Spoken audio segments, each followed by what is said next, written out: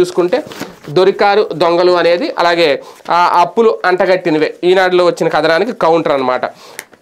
A1గా చంద్రబాబు, A2గా నారాయణ, A3గా లింగమనేని, A14 లోకేష్.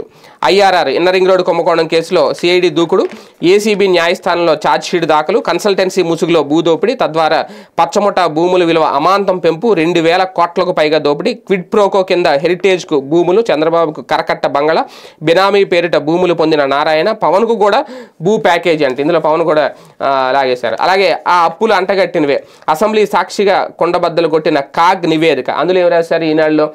ఏడాదిలో 345 రోజులు అప్పులు చేస్తానే ఉన్నారు, మొత్తం ఖజానాన్ని ఖాళీ చేశారు, వడ్డీలు కట్టారు కోట్ల రూపాయలు అనేది ఇక్కడ వీళ్ళు చెప్తున్నది.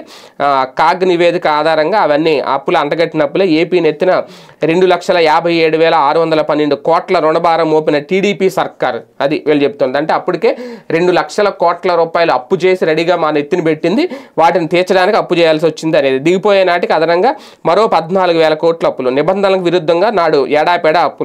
2022-23 నాటికి బడ్జెట్లో అప్పు 4,23,942 కోట్లు. కార్పొరేషన్ ద్వారా గ్యారంటీల అప్పు 1,38,875 కోట్లు.